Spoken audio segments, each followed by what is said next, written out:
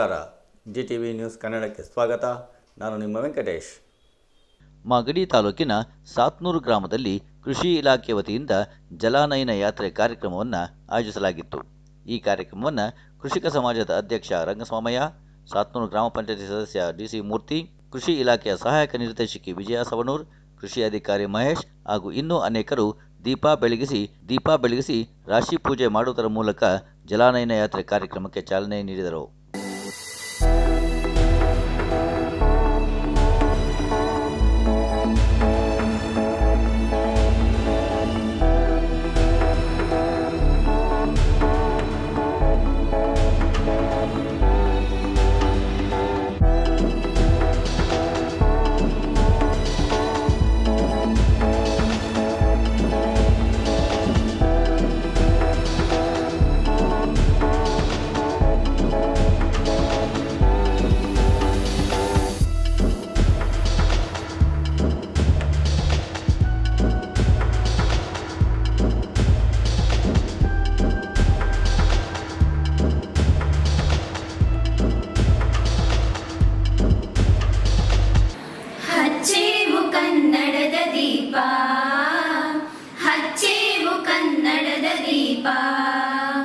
ಕರುನಾಡ ದೀಪ, ಸಿರಿನುಡಿಯ ದೀಪ, ಒಲವೆತ್ತಿ ತೋರುವ ದೀಪ.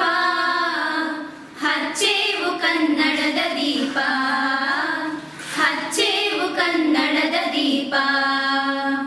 ಬಹುದಿನಗಳಿಂದ ಮೈಮರೆವೆಯಿಂದ ಕೂಡಿರುವ ಕೊಳೆಯ ಕೊಚ್ಚೇವು.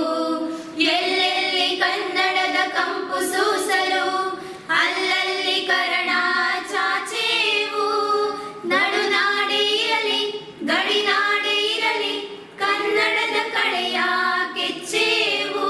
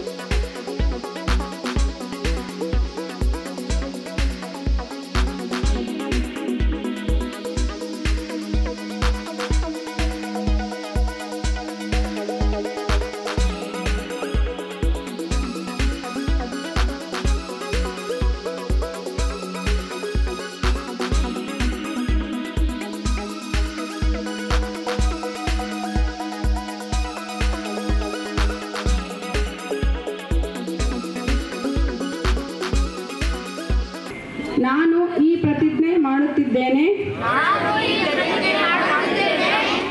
ನಾನು ನನ್ನ ಜಮೀನು ಮತ್ತು ಗ್ರಾಮದಲ್ಲಿ ಮಣ್ಣು ಮತ್ತು ನೀರನ್ನು ಸಂರಕ್ಷಿಸುತ್ತೇನೆ ಮತ್ತು ಜನರಿಗೆ ಇವುಗಳ ಬಗ್ಗೆ ಅರಿವು ಮೂಡಿಸುತ್ತೇನೆ.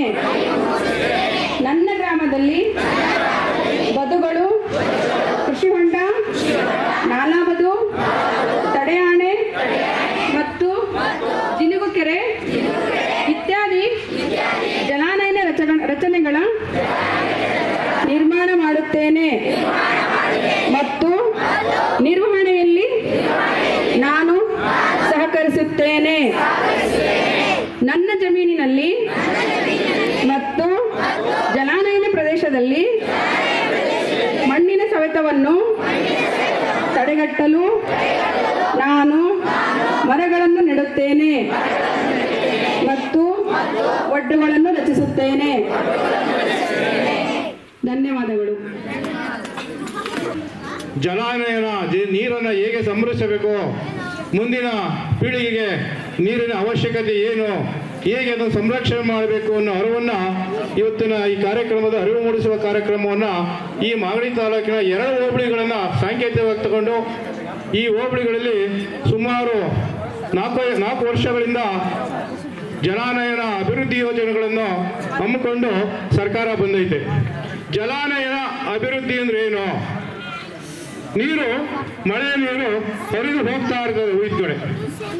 ಹಿಂದೆ ನಮ್ಮ ಕಾಲದಲ್ಲಿ ಬದುಗಳು ಮಾಡ್ತಿದ್ರು, ಕಟ್ಟೆ ಕಟ್ತಿದ್ರು, ಕೆರೆ ಕಟ್ತಿದ್ರು ನಮ್ಮ ಹಿರಿಯಕರು, ಮರಗಳು ಬೆಳೆಸ್ತಿದ್ರು, ಹಳ್ಳದ ಪಕ್ಕದಲ್ಲಿ ಒಡ್ಡುಗಳಲ್ಲಿ ಭೂಮಿ ಕೊಚ್ಕೊಂಡು ಹೋಗ್ತದೆ ಅಂತ ಮರಗಳು ಬೆಳೆಸ್ತಿದ್ರು.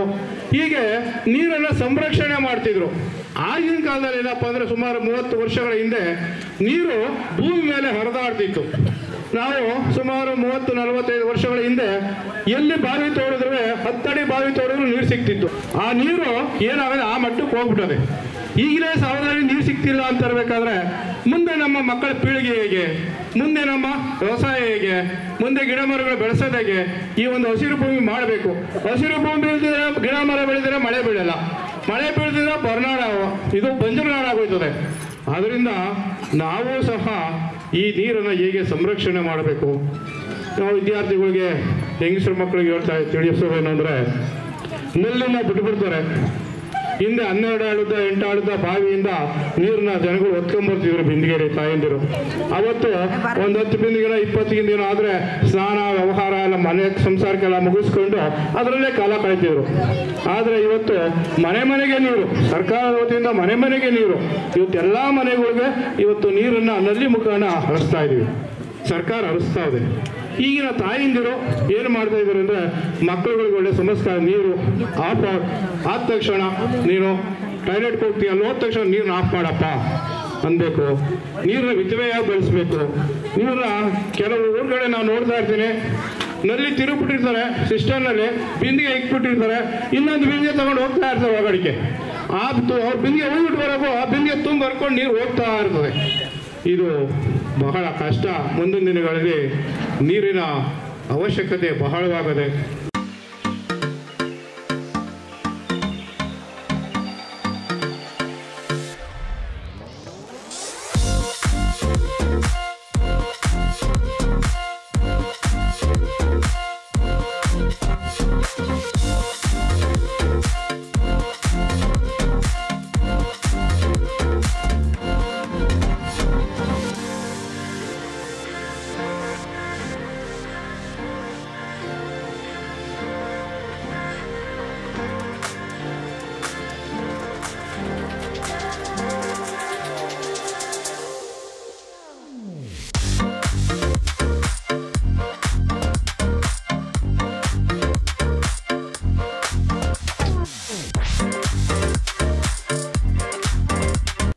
ಇದು ಇವತ್ತಿನ ಮಾಗಡಿಯ ಸುದ್ದಿ ಸಮಾಚಾರ. ನಿರಂತರ ಸುದ್ದಿ ಸಮಾಚಾರಕ್ಕೆ ವೀಕ್ಷಿಸಿ ನಿಮ್ಮ GTV ನ್ಯೂಸ್ ಕನ್ನಡವನ್ನು. ವಂದನೆಗಳು.